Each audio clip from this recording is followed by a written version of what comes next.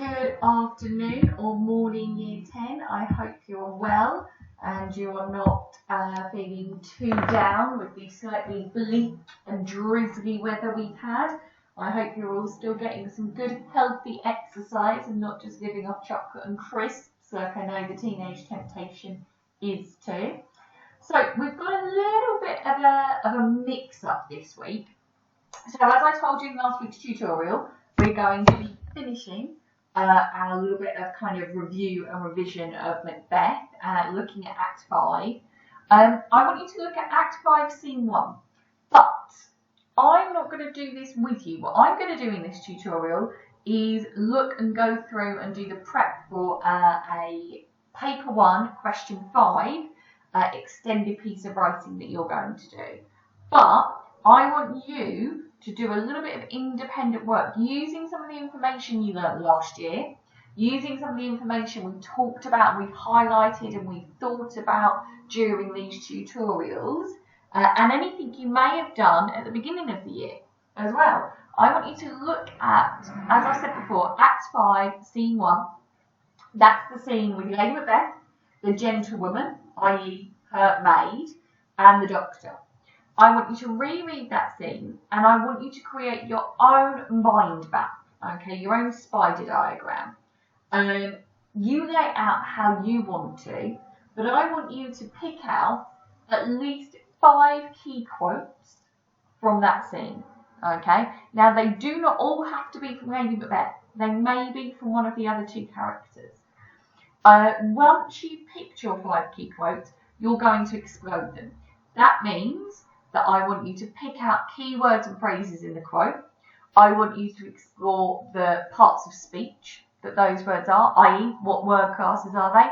Are they nouns? Are they adjectives? Are they adverbs? Are they verbs? Are they pronouns? Are they possessive? If they're verbs, what kind of verbs are they? Are they dynamic? Are they simple? Are they negative? Are they aggressive? If they're adjectives, the same. Are they positive? Are they negative? Are they quite dramatic or are they quite kind of basic and simple? Do they make something sound very delicate or do they make something sound very daunting? Then think about the connotations, think about the symbolism of the keywords and or phrases that you've zoomed in on. Think about the effect of what that phrase, that word, that quote is showing the audience. What does that make us learn, think, feel, imagine, predict at this point? Then I want you to create comparisons and contrasts. How does this link to aspects throughout the play that we've seen? How does it link specifically to other key scenes? And how does it link to our previous impressions of Lady Macbeth? Is this in line with the character that we've seen, or are there big changes? Are we seeing something significantly different? Are these elements that work together and continue to build her character? Or have we got a lot of contrast, a lot of contradiction? And then overall, give me a brief summary of why this scene is important, what the key aspects of this scene are, and how this scene helps to really show a full character arc for Lady Macbeth. So I'm not going to help you any more than that. That is all independent work.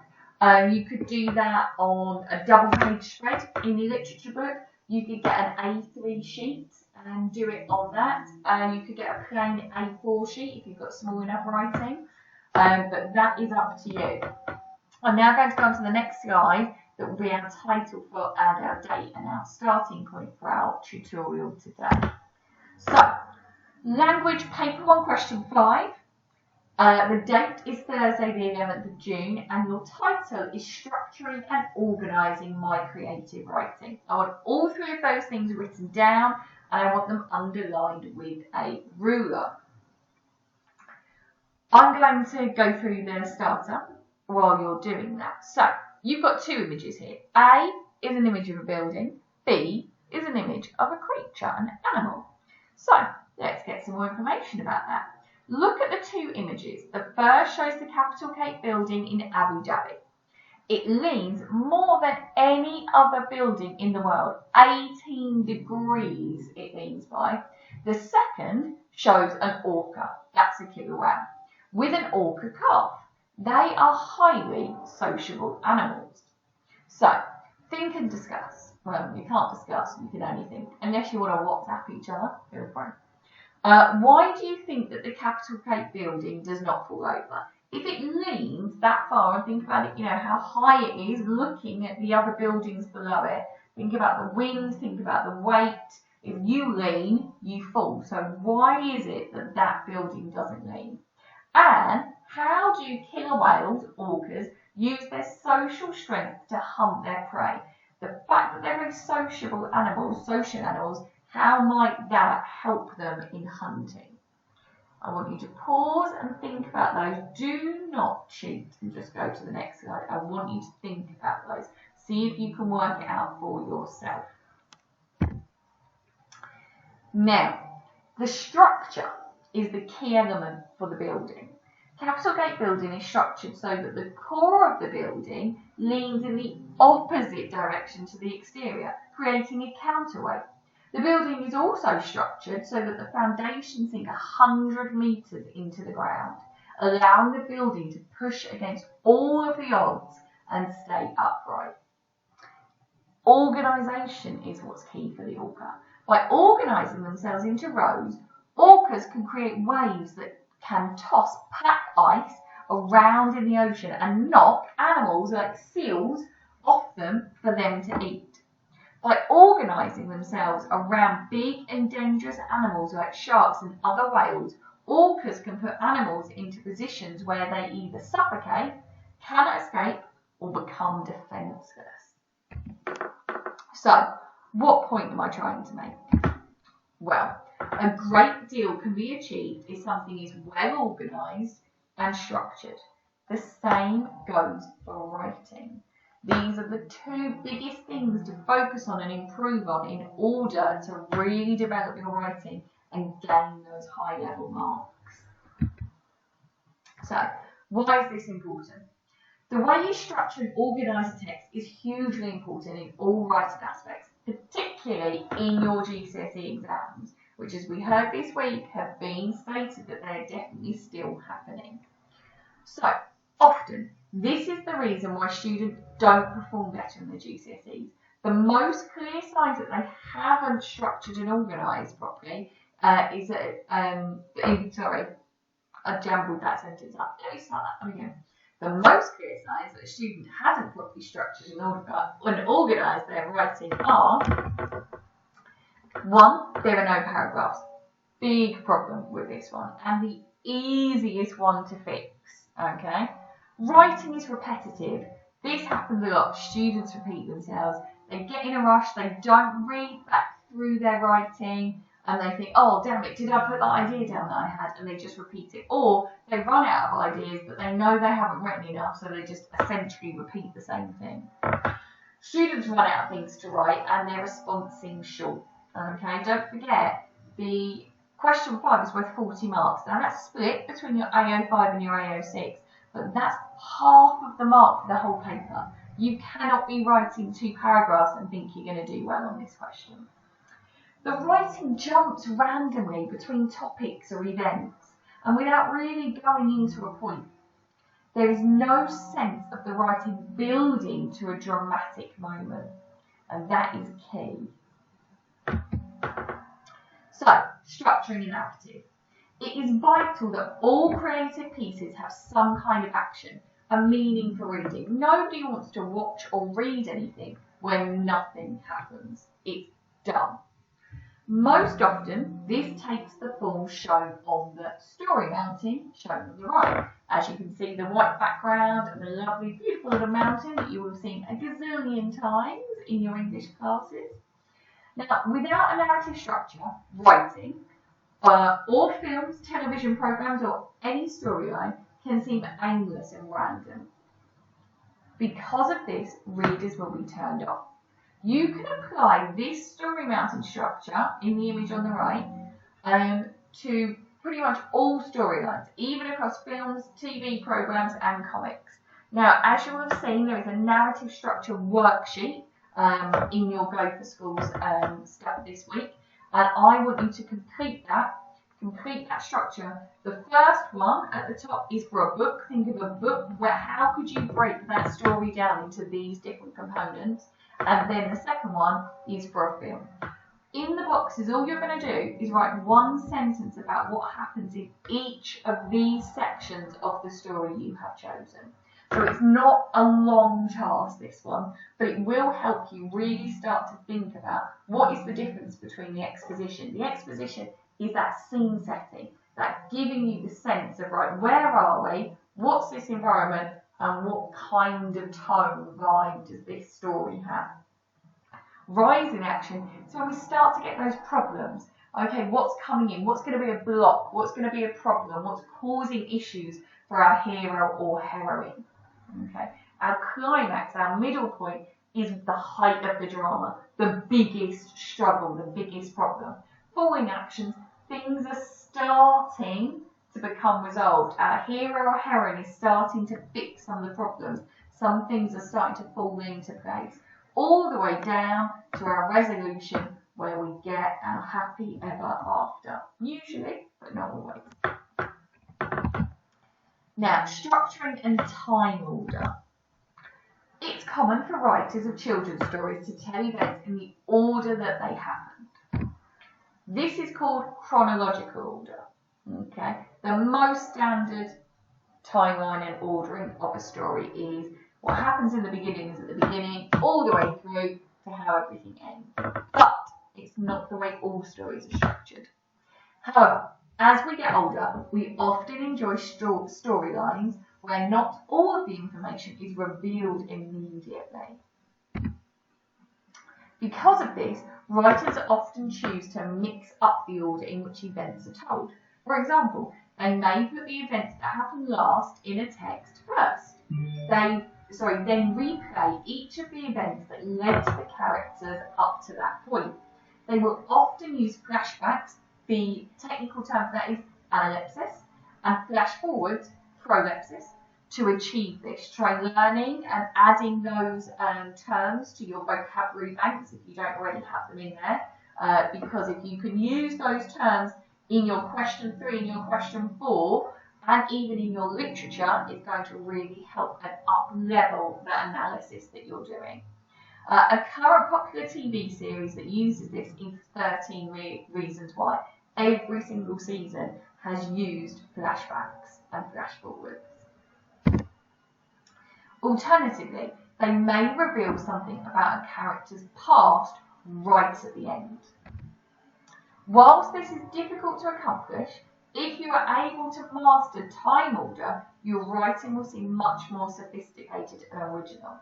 Only start playing around with time order once you're confident that you are structuring the basics, okay? But if you can build this in, it can really make your writing more sophisticated and more engaging. But you have to make it evident and clear to the reader that a flashback and flashbacks are your safest way of doing this, that they are happening.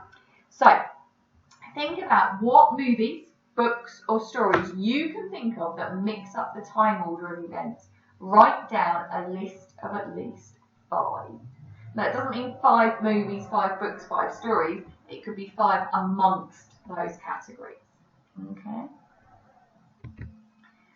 Structuring, expanding. Another reason why many students don't make the grade is that they fail to expand upon points properly, i.e. detail. A high proportion of students write 1 or 2 sentences about a subject and then move on without exploring the idea any further. One way to expand upon a subject is to make sure that you are thinking about each of the 5 senses. Those of you that are used to having me as your teacher will know I go on and on about this every time we practice this. So, sight. What can they see? What can be seen in this environment, in your story? What can they hear? And that doesn't just mean dialogue, who's saying what. What other noises can they hear? Can they hear the crashing of the waves? Can they hear the whistling of the wind? Can they hear the crackling of a fire? Can they hear the whispers from over the fence? What is it in that environment, in that moment that they can hear? Even talking about the deafening silence is referencing sound. Smell. What can they smell? Again, that's really important in kind of creating a visual sense of the environment and being really evocative with your imagery. Taste. A harder one that is probably going to be one of your least used ones, but can still be used very well. Okay, in terms of talking about they taste the iron blood in their mouth, showing they've been biting on their lip because they're terrified, or they're running and panting and then they taste sweat, the salty sweat dripping from their face into their mouth. Something to really develop and emphasise. Touch. What can they feel, okay, in terms of weather, temperature, and what can they physically reach out and touch? How does a thing, a place, a person feel? Now, look at the two examples. See the difference. Example A. The dog looked dangerous. He was staring at me as though he wanted to attack me. Okay, fair enough. The dog might attack and it looks dangerous. That tells us that it might do some harm. Okay, we've learned some things. We can infer something from that. But, example B, his eyes were dark and menacing, and his snarl revealed a row of razor-sharp fangs. His growl was deep and echoed around the room. I could feel my heart. Now, we've used sight, okay, because they're describing that the eyes of the dog are dark and menacing, and that there's a row of razor-sharp fangs. So we're being told what they can see. Therefore, we're picturing how that dog looks. Then we've got sound, okay, what they can hear. The growl was deep and echoed around the room. So we're told the kind of growl and the power of it, the gravity of it, also echoed around the room. Gives us a sense of the space they're in. Now, feel, touch. I could feel my heart, okay? So we've got multiple senses there. So this is giving the writer a really nice opportunity to use some lovely vocabulary. We've got menacing. We've got the phrase razor sharp fangs. That's really nice detail. Okay. Think how much more interesting that is to read than the dog looked dangerous. Okay. And he wanted to attack me. If you think a dangerous dog wants to attack you, yeah, you're going to feel scared. I could feel my heart. If that sentence continues, I could feel my heart pounding in my chest. That tells us in a much more interesting and engaging way that the character is scared. Now, you are going to write your own version of example B, the better example, using at least 3 of the senses in detail. You need to describe meeting a friend or family member in the park for the first time since lockdown. You can include the environment as well as the person. All of your description doesn't have to be of the person, but it can be. It's your choice. You can see that example B is only, 3 sentences long. Yours doesn't have to be much longer than that. If you want to make it 4 or 5, that's fine. But I would expect a minimum of 3 sentences. Okay, we'll go on to the next slide. So if you want to keep this list up, pause now. So, organising paragraphs. Even if your text is well structured, it just looks like one long block of writing without appropriate paragraphs. It's so important to do that basic task of paragraphing. You will not be able to gain more than 12 marks, and that's if you've written a really good piece. 12 marks is still the maximum you could get in your AO5 section if you do not use paragraphs. AO5 is out of 24. So just by not using paragraphs, you've automatically thrown away half of the marks in AO5. Okay? That's how important it is. It's such a simple error to make. Do not do it. Paragraphs break up the text to give readers an idea to digest information, as the text is broken and also introduce new events, ideas and characters. Think, when should you add in paragraphs? When there's a change of time, when there's a change of place, when there's a change of topic. Note, you should also use line break for a change of speaker if you've got dialogue. but this is not the same as changing a paragraph. Okay. Task. Again, another one of the worksheets that has been linked to your Go for Schools today is to read the tortoise and the hare story. You all should have a rough idea of that story, I would imagine. And you need to decide where would you put a paragraph. Insert the double line slash sign at the bottom of where you would insert where you would make a paragraph change, where you think that should be broken into a paragraph, insert that double line. Then at the bottom of the page, explain your choices. Why? Why is that the correct place to turn that into a new paragraph? If you want to keep this up to help you in as a prompt while you're reading the hare and the tortoise story, please pause now, but I'm going to go on to the next slide. Now, your main task, structuring and organising your creative writing. You're going to be given the planning sheet for our next creative writing. The title of your creative piece is Day 10.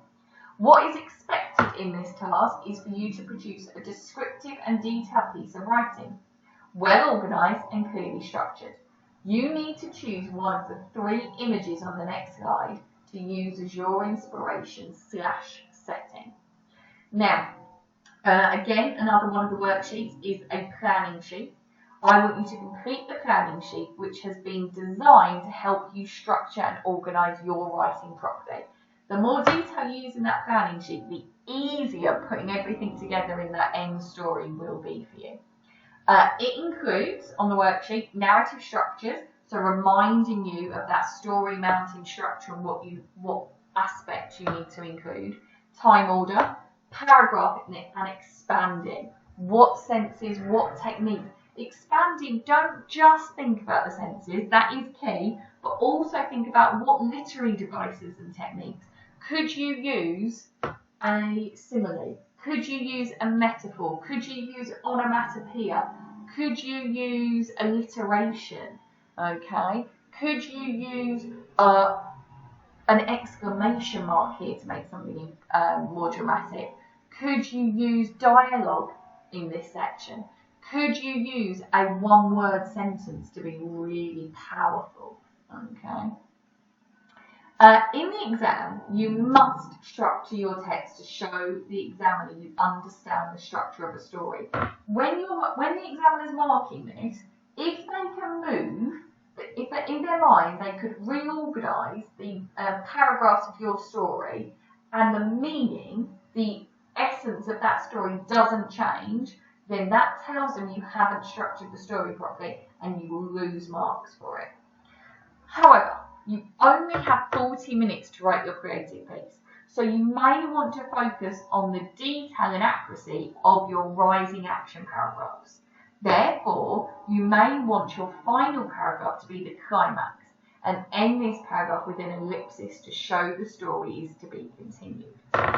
So what I'm saying there is, you've only got, so you've got 45 minutes for this section. You need a minimum of 5 minutes to plan, ideally a little bit longer. So that gives you a maximum of 40 minutes of writing. Now, 40 minutes to write a clear, well-structured, detailed, engaging story is incredibly difficult.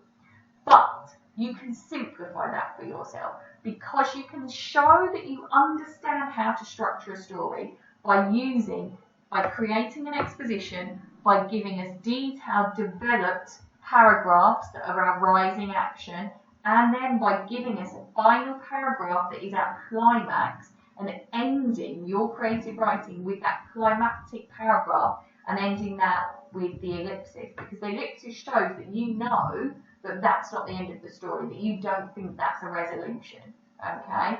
But you've shown the examiner that you understand about exposition, about rising action, about a climax. So you're showing them that you know how to structure a story, but you're doing half the amount of the whole overall story. So it means you've got the time and the ability to put the detail and the creativity predominantly into that rising action and the climax section.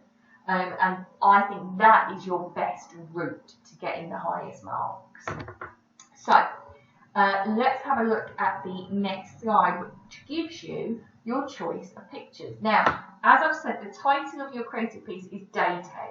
Well, Day 10, what could that be in relation to? Looking at these images, what do you think?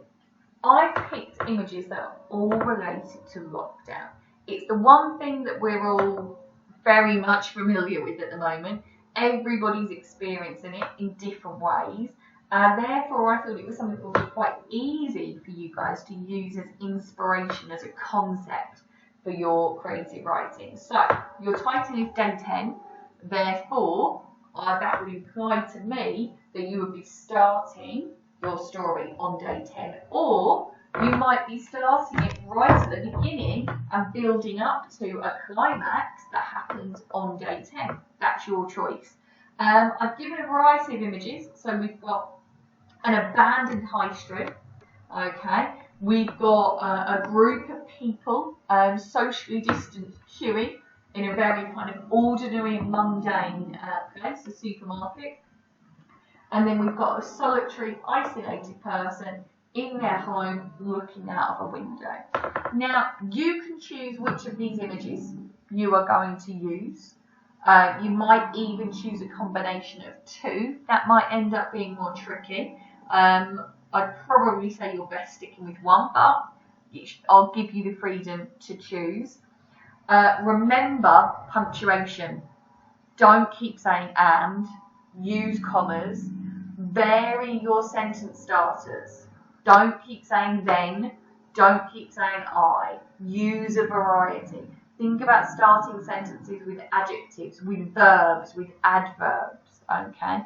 Open sentences with a sense, okay? Talking about a noise or having a noise happen.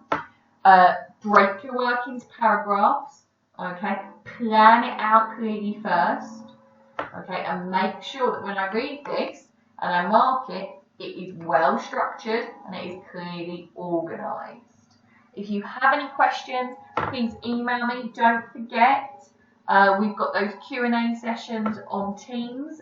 Nobody's kind of logged in and contacted me on any of those sessions yet. Please do feel free. And I think that's everything for today's tutorial. Good luck with your question 5. And have a lovely rest of your week, Year 10. And I will be seeing some of you next Wednesday. I will be in on Wednesdays, whichever lucky ones of you are going to be in on a Wednesday with me. Have a lovely rest of your week and weekend. Bye, Year 10.